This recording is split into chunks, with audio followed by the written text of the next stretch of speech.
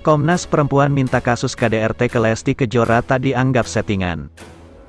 Komnas Perempuan prihatin dengan kekerasan dalam rumah tangga diduga dialami oleh penyanyi Lesti Kejora. Komnas Perempuan pun meminta kasus KDRT yang dilakukan Rizky Bilar kepada Lesti Kejora itu tidak dianggap sebagai settingan.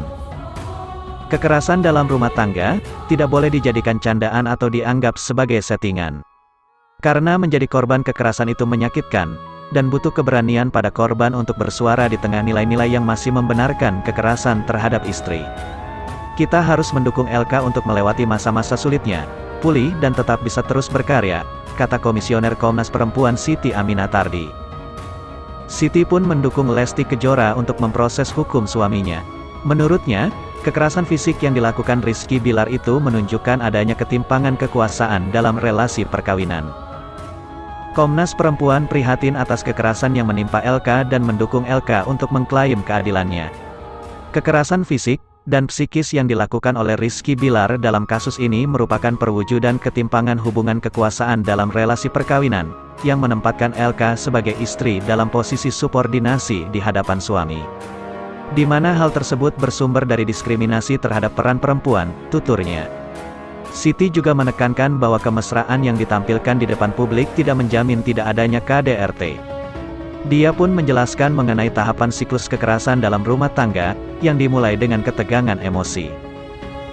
Terkait dengan tampilan ke publik bahwa keduanya selalu tampil romantik di depan publik, yang harus dipahami dalam KDRT terdapat siklus kekerasan yaitu tahap ketegangan kekerasan minta maaf, bulan madu kondisi membaik. Siklus ini terus berputar. Kekerasan yang dialami korban akan meningkat kualitas maupun intensitasnya, ungkap Siti. Komunikasi yang buruk menyebabkan komunikasi yang terjadi bersifat saling menyakiti hati, lanjutnya.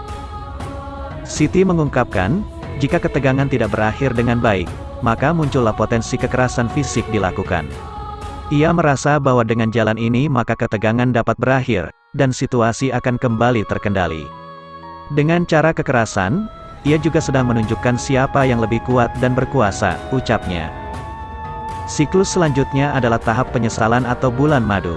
Setelah melakukan kekerasan, menurut Siti, pelaku dihantui rasa bersalah dan penyesalan yang mungkin hanya bersifat manipulatif. Ia menyesal bukan atas kesadaran, tapi karena takut mengalami konsekuensi yang lebih berat seperti perceraian atau dilaporkan. Tidak heran bila ia menunjukkan penyesalan dengan minta maaf atau berbuat kebaikan. Pada tahap inilah hati pasangan akan luluh, merasa kasihan, dan memaafkannya kembali. Tentu dengan harapan bahwa si pelaku benar-benar bertobat dan tidak melakukan kekerasan lagi, ucapnya. Kemudian tahap keempat adalah tahap stabil. Siti mengatakan, ini adalah tahap ketika relasi kembali diliputi situasi yang relatif stabil, di mana pertengkaran apalagi kekerasan telah mereda. Namun, menurutnya, kondisi KDRT akan terus berulang.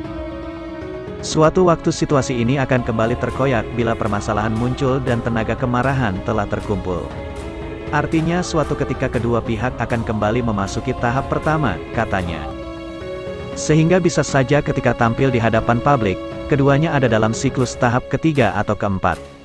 Atau keduanya, mau tidak mau, harus menampilkan diri sebagai pasangan yang harmonis dan romantik karena ada tuntutan publik atau penggemarnya, imbuh Siti.